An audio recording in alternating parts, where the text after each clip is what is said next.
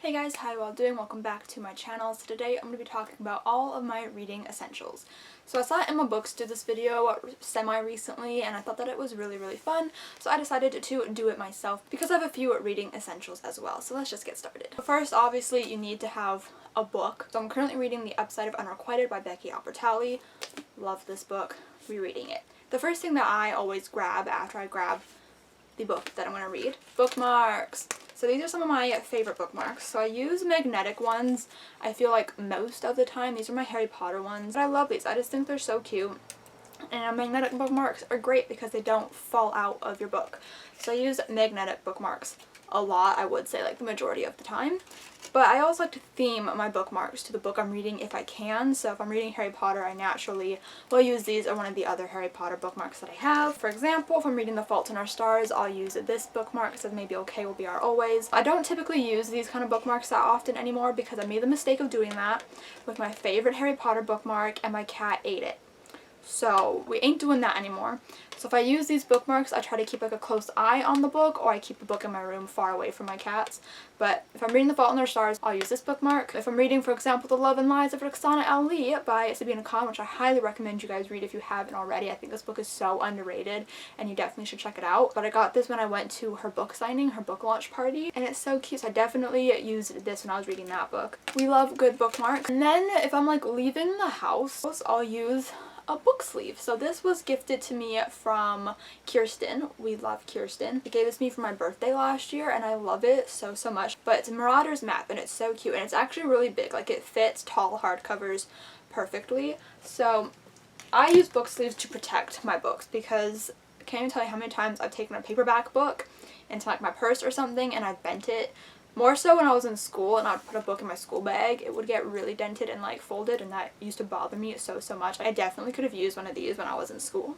But also for books like this that are like white on the outside, like this one's really dirty. I don't know where I took this book when I read it, if I even took it anywhere, but like it's got black marks all over it. But just slip it inside and it fits so perfectly, and then it's protected. And I love it. I also sometimes use this if I'm taking notebooks out places. So I use it for more than just books. But we love it. Obviously, I'm not using it that much right now because I'm not really leaving the house. But I love it so much. Super fun. Book sleeves have become a more recent essential of mine in the last year. And I love it so much. Then something that I use while I'm actually reading is sometimes music. So I'll just kind of put on like my favorites playlist or something and just like let the music fall into the background. I typically will listen to music if I'm in the car reading, so then I need to block out my parents talking or like the music that they're playing. I don't want to listen to their music. I need to listen to music that I'm like familiar with so I can just zone it out and not really pay attention to it, and I can more pay attention on what I'm actually reading. So that's when I'll use music. Sometimes I'll listen to ASMR rooms and like listen to like ambient sounds. I do that a lot as well. One of my favorites is the Harry Potter Hut on the Rock. I listen to that a lot as well. Or sometimes just instrumental music. I'll just like go on Spotify, look up instrumental like pop music, and I'll listen to that. I've been doing that while writing as well recently, and that's really helpful because I can still like listen to something and block out sounds that are going on in the real world but still focus on my book, which is great. I find like I can for some reason completely focus on a book if I'm listening to music, but if I have anyone talking around me, if there's a TV on, it's 10 times harder for me to actually focus on what I'm reading because I find that I get distracted and I want to like tune in to what's going on in the TV show or what's going on in my parents' conversation, and it's too much. So music is definitely a lifesaver for me in situations where I can't just have total silence. A lot of my essentials kind of vary on what type of reading I'm doing. So if I'm annotating a book or tabbing a book, I'll have my annotation pouch with me. I have a few videos on how I annotate books. I'll link the most recent one up above. My annotation pouch, this is a lifesaver. I have a bunch of tabs in here and in here. I'm so happy that I have so many right now since obviously we shouldn't be leaving the house.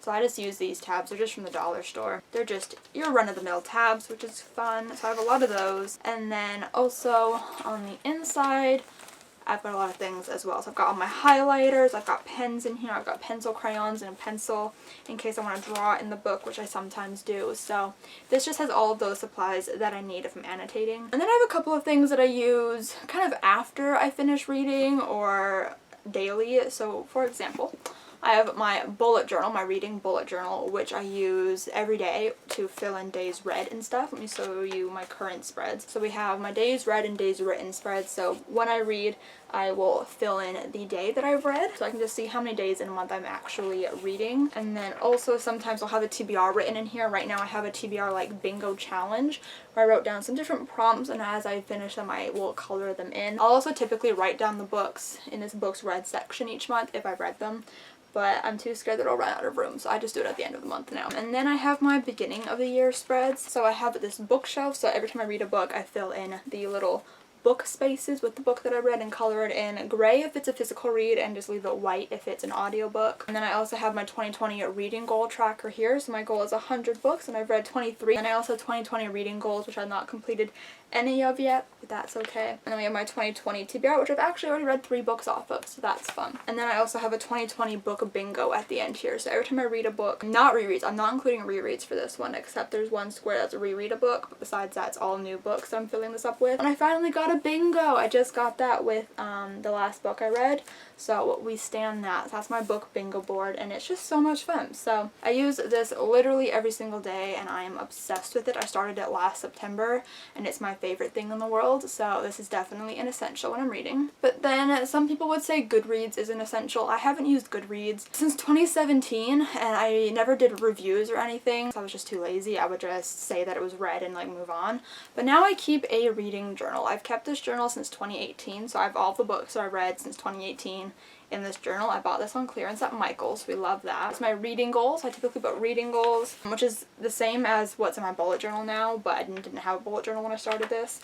And then I'll just go month by month and I'll put book reviews in here. So let's go for 2020. I was going to say I've got my 2020 reading goals here, which are the exact same as the bullet journal, but I put it in here for continuity. I actually don't like my setup for this year, but whatever. So we have like January, so I'll just write each book that I read and a review for them. This is how I do my wrap-ups at the end of the month. I look in here. I've got February, and I love this method because I don't know, I just like having it all in this one place, and this will last me for quite a few more years. But I just really don't like Goodreads. I feel like it constrains me to do things a certain way, and I want to do things my own way, so I definitely prefer doing it this way and keeping track of it this way. And now if I'm listening to audiobooks, sometimes I'll listen to audiobooks while I'm just like getting ready and stuff, but sometimes I kind of want to sit down and just listen to it. So sometimes I need games while I'm listening to audiobooks so that I can pay attention, like do something like mindlessly, but still pay attention to the audiobook. So I have a few games on my phone that I like to do. There is one called Happy Color. So it's just like this coloring game. Basically you just pick one of these designs. I don't know if you can see it. You just pick one of these designs and you just color it in by numbers, and it's really fun. So I do that a lot. Sometimes I play on my DS as well. This is my DS Lite. I don't use it very often, but sometimes I just get in the mood to play it, so sometimes I'll use this as well. I have this Game Boy Advance game that I play a lot. It's called Hello Kitty Happy Party Pals, and basically you play as Hello Kitty and you're just planning a party. And there's a lot of mini games in there, which is why it's easy to read, like listen to an audiobook and play this one, because it's just mini games. So this one's always in the bottom of my DS. I've got Sunny with a Chance in here right now. This is also mini games, so this one I also play.